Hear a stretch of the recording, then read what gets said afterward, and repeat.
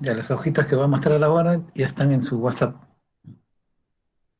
Entonces comenzamos a mostrar toda la pantalla, compartir. Ay, pero está muy grande, no he ido ni al peluquero.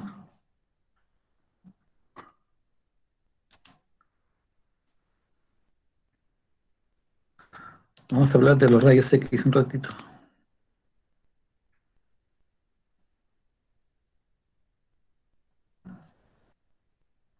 Esta foto sí está mala. Bueno,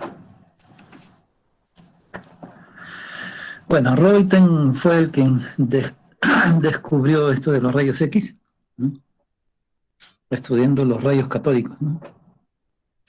Dice que una vez él cubrió el tubo con una cartulina negra al apagar la luz, ¿no? Y hacer una descarga, él, él se sorprendió de ver un débil resplandor, dice, ¿no? Pero él sabía que los rayos catódicos solo viajan unos cuantos centímetros en el aire.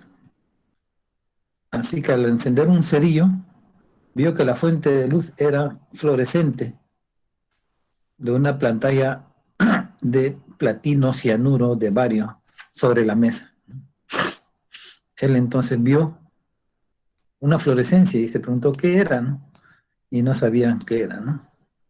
Era algo nuevo para ellos, ¿no? Entonces comenzó a experimentar con ella, ¿no? Con esos nuevos rayos que había visto. La nueva radiación la denominó rayos X porque no los conocían, ¿no? X porque no sabían qué era, ¿no? Con las siguientes propiedades, ¿no? Eso ocurrió más o menos en 1895. Ahí hay que arreglar eso. En el libro dice 35, pero yo viendo en la internet vi que era 95, ¿ya? Y eso tiene lógica, ¿no? En 1895 él hizo eso, ¿no? Descubrió los rayos X, ¿no? Entonces, ¿qué propiedades tenía? Dice que hay muchas sustancias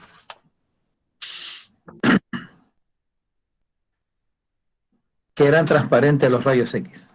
O sea que los rayos X pasaban de frente, ¿no? Por ejemplo, el tejido humano pasaba de frente, ¿no? Ustedes ya saben que ahora se usa para ver si un hueso está roto, así, ¿no?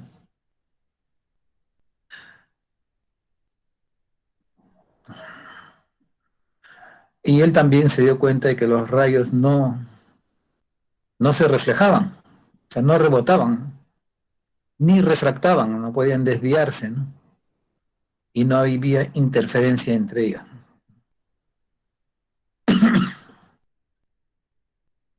Él no los podía observar en aquel tiempo, ¿no? Porque eran las primeras veces que estaban viendo esas cosas, ¿no? Pero ahora se sabe que los rayos X es una onda y tiene todas las propiedades de una onda, ¿no? Porque los rayos X ahora se consideran como una onda electromagnética. Entonces, tiene todas las propiedades de una onda, ¿no? Se reflejan, se refractan, sí, tienen interferencia, etc. 3. Y las placas fotográficas pueden ser veladas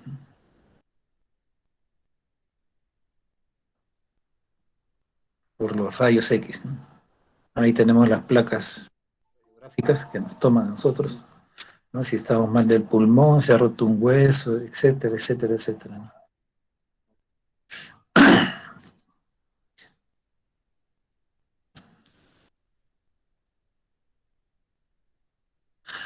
Y tampoco pueden ser desviados, ¿no? Por campos eléctricos ni campos magnéticos. Eso quiere decir que no tiene carga, ¿no? Como es una onda, a los campos eléctricos y magnéticos él pasa de frente, ¿no? No tiene carga.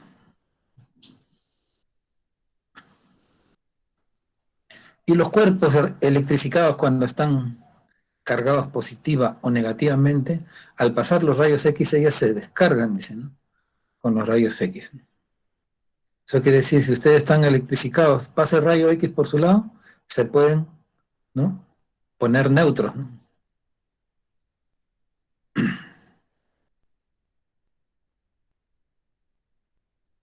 Otra propiedad es que provocan fluorescencia en muchas sustancias. Por ejemplo, la pantalla de platino cianuro de bario, ¿no?, era una sustancia fluorescente, ¿no?, fosforescente.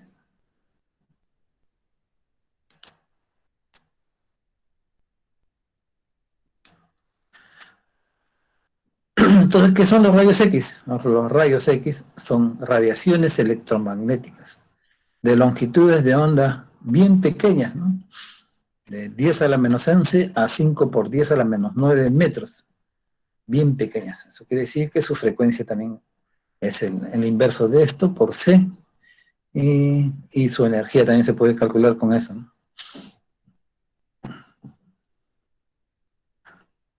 Producidos por colisiones de electrones con el ánodo. Podemos ver la figura que está acá abajo. Aquí está el tubo de rayos X,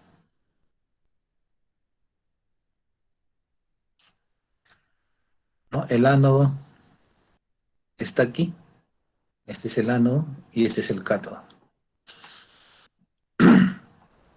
Entonces aquí hay un voltaje que entra, ¿no?, y ese es reducido para calentar. Acá hay un filamento, así como los filamentos antiguos de los focos, así, ¿no? Solo que este es un material que soporta alta temperatura. Se puede pasar una gran corriente y este no se funde.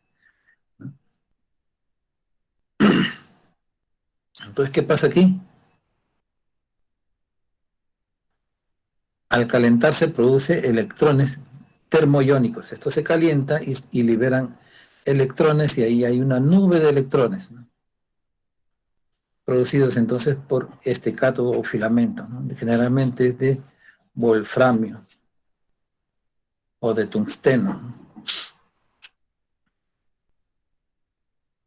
Pero esos electrones necesitan ser acelerados. Esos son acelerados, ¿no? Este tubo está en vacío, son acelerados por un alto voltaje, ¿no?, de 10, 20, 30, 40, 50 hasta 100.000 voltios. De tal manera que estos electrones son acelerados, ¿no?, son acelerados por una alta diferencia de potencial y detenidos al chocar con un metal. Esta sombra es el metal y choca y salen los rayos X. Bueno, en aquel tiempo seguro no hacían el vidrio emplomado, entonces aquí había un escudo protector de plomo, aquí, ¿no?, en el cual hacían un hueco, ¿no?, y esta es una rendija, ¿no?, usados como colimantes. Y estos son los rayos X que salen, ¿no?, a diferentes sitios. Y colimamos, entonces sale rayo X de frente a un cristal. Acá hay otra rendija colimante, ¿no? Esta es entonces una mesa de cristal, parecida a lo que usó Rutherford también para medir la dispersión de Rutherford, ¿no?, en el cual acá hay un cristal que desvía el rayo X y este es desviado y se mide entonces su longitud de onda con este teta, y acá hay una cámara de ionización. Ya hemos estudiado la cámara de ionización, ¿no? De tal manera que aquí pasan los rayos y esto se electrifica y eso es medido acá. Y de ahí entonces podemos saber la carga, podemos caracterizar el rayo X, ¿no? Y generalmente se puede sacar su longitud de onda, ¿no? Y esto va al ordenador. En aquel tiempo no había ordenador, entonces lo registraban con un voltímetro, ¿no? Todo esto se llama el espectrómetro de Bragg.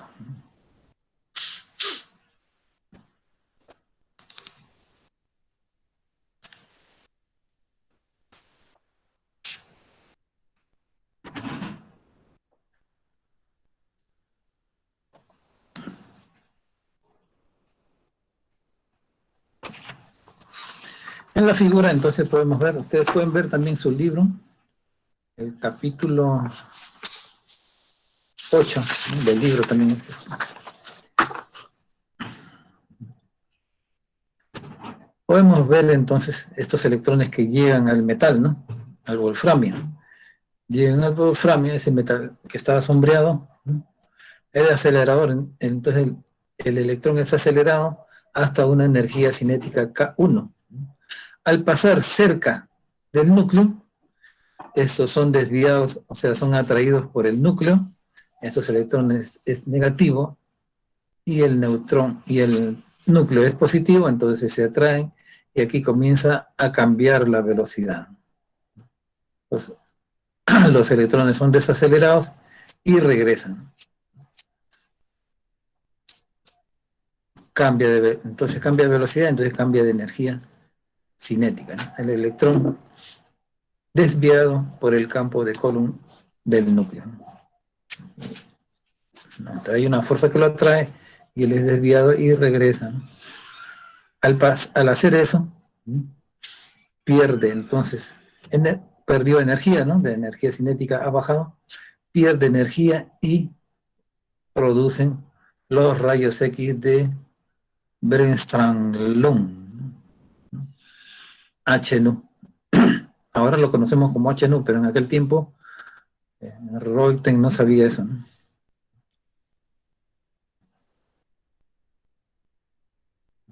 Entonces, cuando los electrones interaccionan con el campo colombiano, son desacelerados, produciendo radiación electromagnética. Eso es predecido por la teoría clásica. Perdiendo entonces energía cinética de K1 a K2, aquí K1 y acá K2. La energía perdida crea un fotón con energía HNU, K1 menos K2. HNU igual a K1 menos K2. Claro que él no lo sabía, ¿no? Pero aquí ya estamos usando la teoría cuántica de Planck, las primeras veces que él había dicho que la energía era HNU, la energía del quantum del fotón era HNU, H por la frecuencia. Pero en aquel tiempo, en 1900, nadie le creía a Planck. Pero, ¿no? Aquí ya estamos introduciendo eso. ¿Dónde se ha apreciado la energía cinética del núcleo pesado en retroceso, ¿no? Me parece que al pasar por aquí también el núcleo retrocede, ¿no? Pero eso ha sido despreciado en este caso. La radiación producida por una partícula cargada es llamada radiación, entonces, Bremsstrahlung, ¿no? O radiación de frenamiento.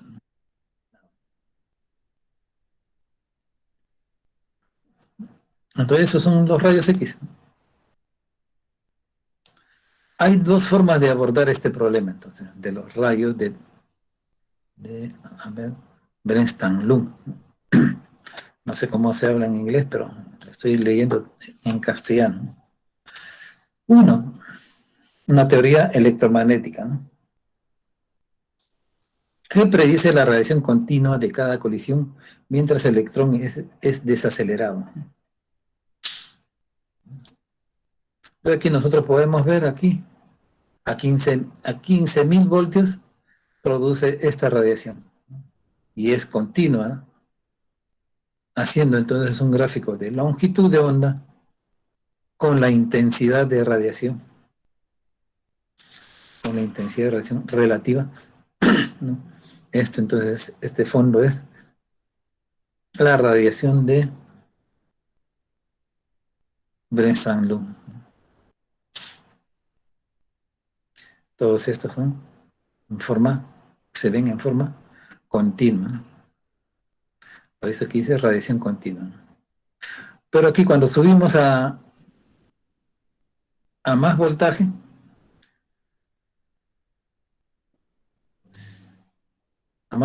aparecen unos picos, ¿no?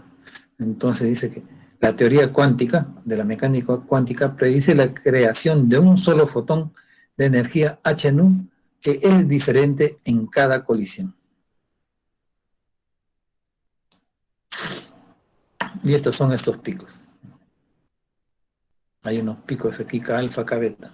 Ahorita vamos a ver qué significa eso. Entonces acá está la radiación de fondo que es continua, Brandström-Lund, ¿no? Y la radiación cuántica también está acá, ¿no? Por eso, ¿no? Se explica de esas dos maneras, ¿no? Este espectro del rayo X. El espectro continuo es producido por Brandström-Lund, por la radiación Brandström-Lund, ¿no? Aquí está, espectro, que muestra un espectro continuo y líneas agudas superpuestos sobre el espectro continuo. Estas líneas, estas líneas agudas son K alfa y K beta, que se desprenden del material blanco. ¿No? Había una sombrita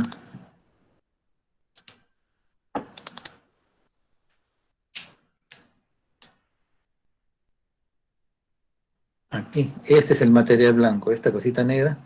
Ahí ha sido pegado un anticátodo, ¿no? Este es el cátodo, ¿no?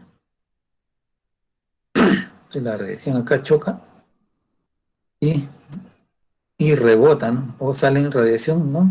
Electromagnética, ¿no? Ya saben entonces algo por qué, ¿no?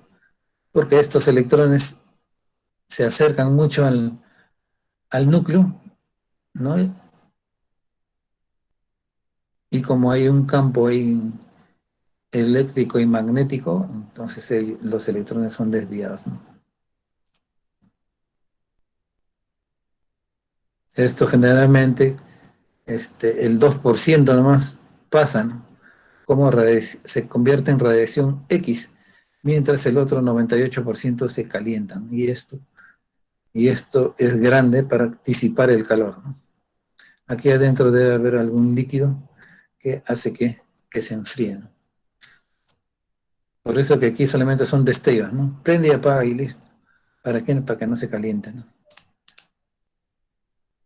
Los tubos de rayos X para tórax, ¿no? Así nos hacen a nosotros, ¿no?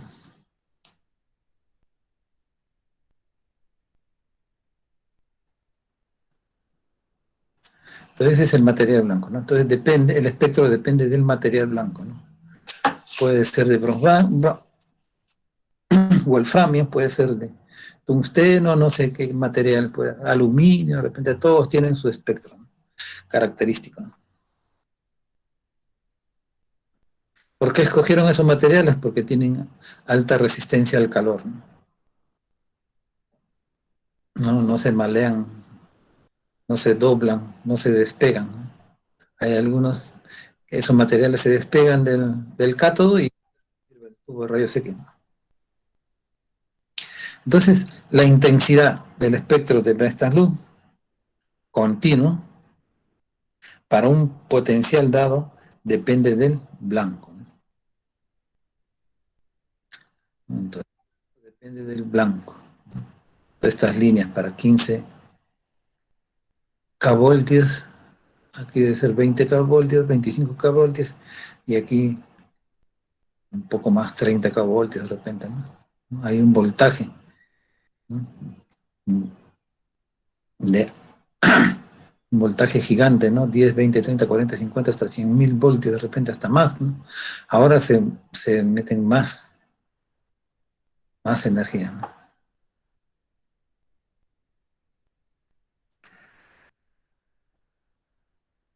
Los saltos de longitud de onda en los puntos A, B, C y D son independientes del material blanco. Estos puntos dice que son independientes del material blanco. O sea, no dependen del material.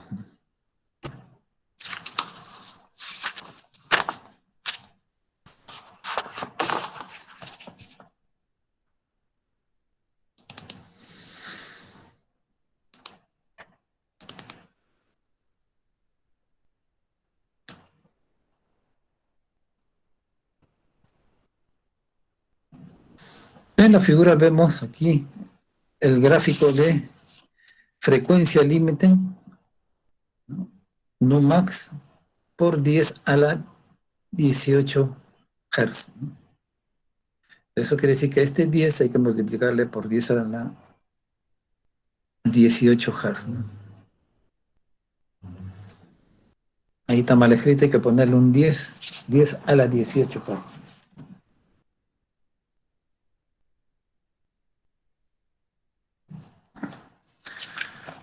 Versus el voltaje del tubo, que está en kVoltios, ¿no? Es el voltaje de alto voltaje, ¿no?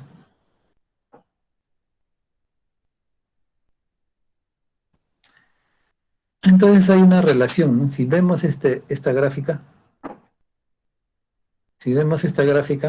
frecuencia versus voltaje, ¿no? Hay una línea continua. Eso quiere decir que, ¿no? Si dividimos la frecuencia versus el voltaje, entonces eso es constante, ¿no? Geométricamente, entonces eso significa, entonces el voltaje máximo, mire, la frecuencia máxima sobre el voltaje del tubo de alto voltaje es una constante, ¿no? Ya que la velocidad de la luz, ¿no? Porque esto se mueve a la velocidad de la luz, es igual a la frecuencia por la longitud de onda, entonces la frecuencia máxima será igual a c sobre la longitud de onda mínima, ¿no? 1 sobre nu. Entonces, si esta es una constante, entonces esta constante es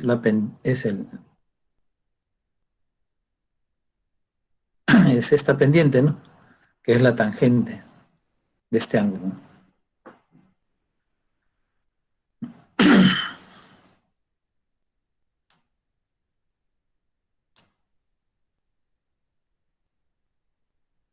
Entonces, la teoría clásica nos prevé este corte que el experimento ve claramente, ¿no?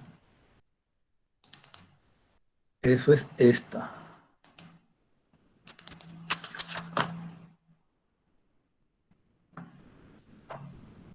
Estos cortes de aquí, ¿no? Ustedes ven aquí que es para una longitud, ¿no? De onda. El punto es para una longitud de onda. El punto B también es para una longitud de onda. El punto C también es para una longitud de onda mínima, ¿no? Para cada voltaje, ¿no? Para cada voltaje. Entonces aquí, estas son las longitudes de onda mínima y entonces podemos encontrar la frecuencia máxima, ¿no? Con eso, ¿no? Y de la mecánica cuántica de Planck, la radiación de los electrones acelerados se desprende en, en cuantos de valor h.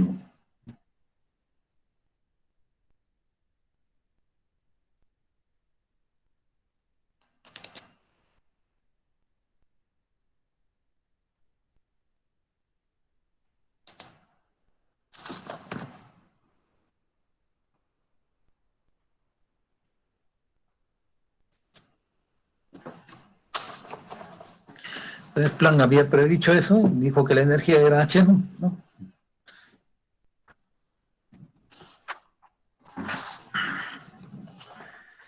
Entonces,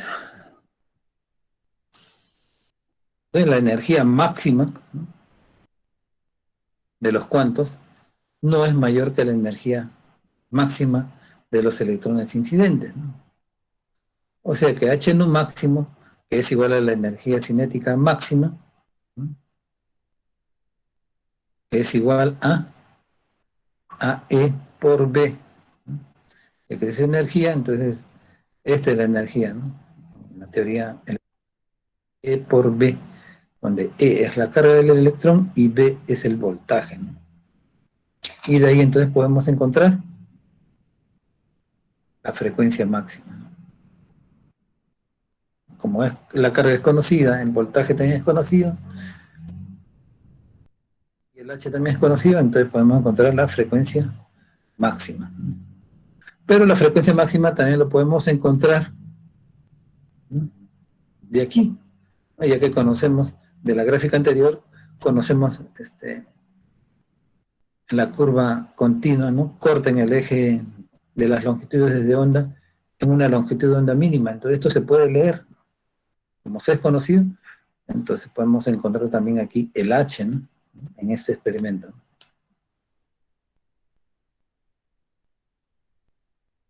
Entonces de aquí entonces Planck podía encontrar el H, pero él también lo había hecho aparte con otros experimentos que se hacían anteriormente. Donde K máximo es la energía cinética máxima de un electrón alcance, ¿no? Y B es el potencial acelerador del tubo de rayos X. Debido a que la frecuencia máxima es exacta, entonces la longitud de onda también es exacta, ¿no? Porque lo sacamos, ¿no?, de la curva anterior, ¿no?, donde corta el eje de las longitudes de onda. Ya que si conocemos la longitud de onda, de aquí entonces podemos sacar la frecuencia máxima. Los espectros de rayos X es un buen método experimental para calcular la constante de Planck. Como ya lo habíamos dicho, ¿no? Conocemos B, conocemos la carga del electrón, conocemos C, conocemos la longitud de onda mínima de corte, ¿no?, donde corta con la curva corta con la longitud de onda, de aquí entonces podemos sacar H, ¿no?, haciendo, solamente midiendo el voltaje y midiendo la longitud de onda, ¿no?, con ese espectrómetro de Bragg, ¿no?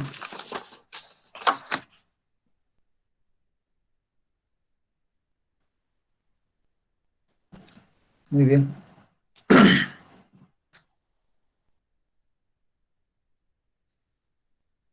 El espectro de las líneas agudas de esos picos K alfa y K beta, ¿no?, depende del blanco.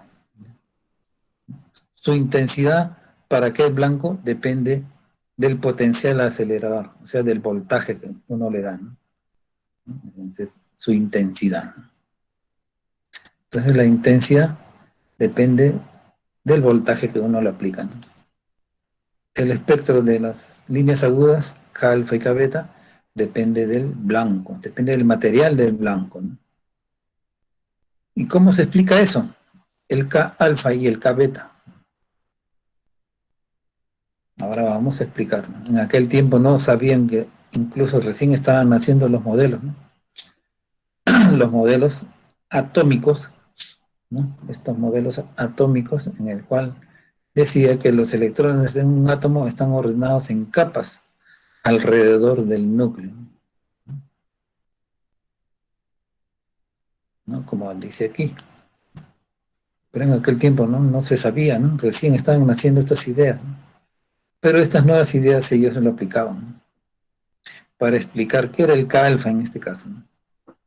Este es el núcleo. Esta es una capa que da, ¿no?, donde dan vuelta los electrones de la placa llamada la placa K. Y es la más fuerte, dice, porque es la más fuertemente ligada. Está en la capa K. Después viene la capa L, ¿no?, alrededor, también están llenos de electrones. Después la capa M, N, etcétera, ¿no?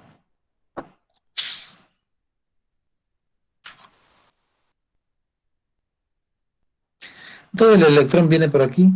Si no choca con un electrón, él viene por aquí y pasa, ¿no? Viene por aquí, es atraído por el núcleo, ya que el electrón tiene carga negativa y el núcleo tiene carga positiva. Es atraído, es desacelerado. Al desacelerar continuamente, bota radiación. Bota radiación no me acuerdo cómo es, no sé, de radiación de frenamiento, se llama, o Brennström.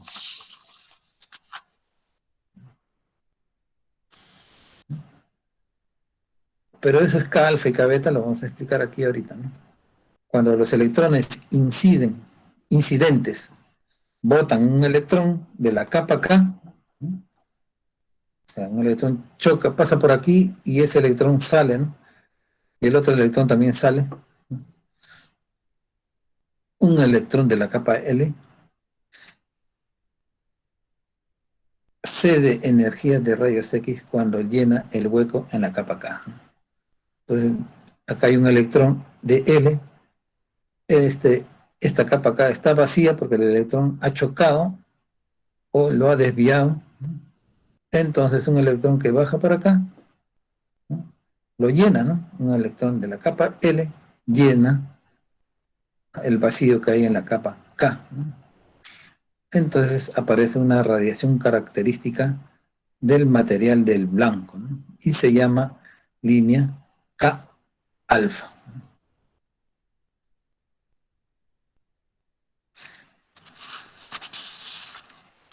Y así también, el electrón de la capa M también puede llenar ese vacío, ¿no? Y también entonces bota una radiación llamada K beta. O también el electrón de la capa N también puede llenar ese vacío de la capa K, ¿no? Y botará entonces una radiación K gamma. Y así, ¿no? La otra capa también entonces se llamará K delta. Y la otra capa también, entonces se llamará K tanto, ¿no? Alfa, beta, gamma, delta, y etcétera, etcétera, ¿no? Los que se puede ver en el espectro de los rayos X, ¿no?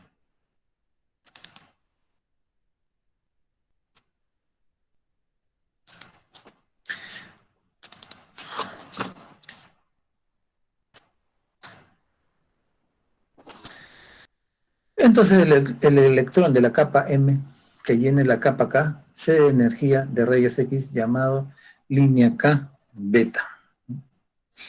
Estas transiciones de las capas L, M, N, etcétera, a la capa K dan una clase de series de líneas K alfa, K beta, K gamma, etcétera, llamadas series K.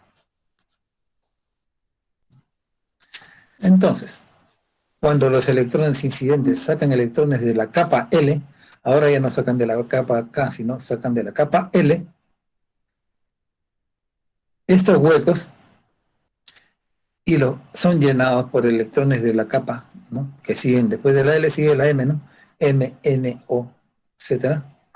Dan una serie de líneas L alfa, L beta, L gamma, etcétera, llamadas entonces serie L. Y así hay varias series, ¿no? Serie K, serie L, serie M, serie N, serie O, etcétera. Y aquí vemos entonces el espectro de energía, ¿no? De estas series, ¿no? Esta es la capa K, esta es la capa L, esta es la capa M, N, O, etcétera, ¿no?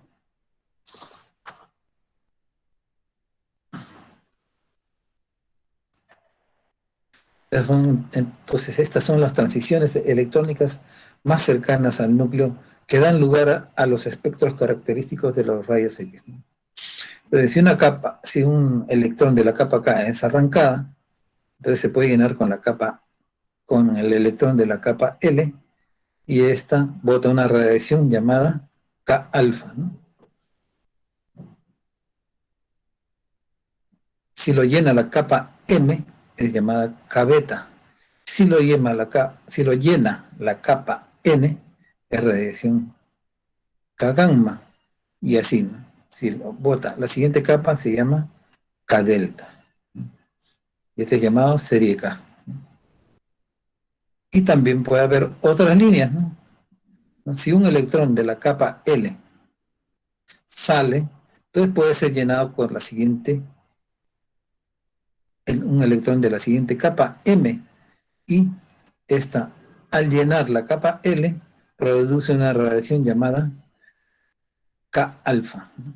O también puede ser llenada aquí, ¿no? La capa L por la capa N.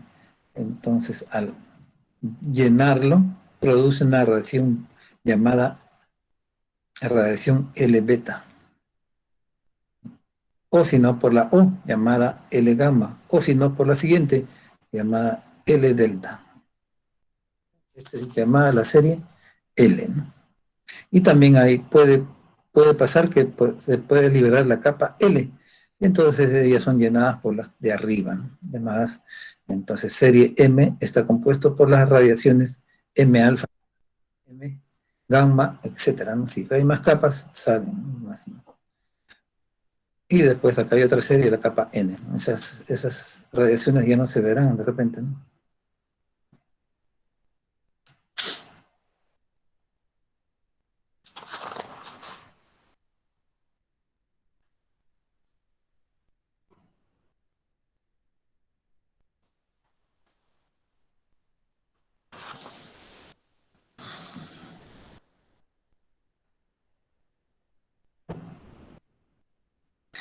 Entonces se dice, ¿no? Entonces al aumentar el voltaje en los tubos de rayos X, ¿no? Los electrones incidentes producen un espectro continuo de Bremsstrahlung, ¿no? Entonces el electrón, el voltaje, el alto voltaje sigue subiendo y llega hasta un voltaje crítico. Entonces los electrones tienen energías, ¿no?, suficientes para sacar los electrones de las capas K, L o M, ¿no? Y se producen entonces las, las radiaciones de la serie K, L, M, N, etcétera, ¿no? Pero ¿cuál es la más alta, no? La más alta es cuando alcanza el voltaje pico o el voltaje crítico, ¿no? Los deselectrones incidentes tienen energías para que ocurran las transiciones K, ¿no? Estas son las más energéticas entonces, ¿no? Porque están más cerca al núcleo, ¿no? Y ese sería igual entonces E, por la teoría electromagnética, E por el voltaje crítico, ¿no? Este sería la energía, y este debería ser mayor que la energía cinética de la capa K, ¿no? En este caso aquí arrancaría solo el electrón de la capa K, donde EK es la energía para liberar un electrón de la capa K del átomo, ¿no? Entonces ese sería el voltaje crítico, ¿no? Cuando saca el electrón de la capa K. Ese es el voltaje crítico. Muy bien, entonces acá entonces hacemos una definición de rayos X duros, ¿no? Los rayos X asociados a la serie K más energéticos se llaman rayos X duros. Son los más penetrantes, ¿no? Mientras que los rayos X asociados con la serie L, M o N son menos energéticos y se llaman rayos X suaves, ¿no?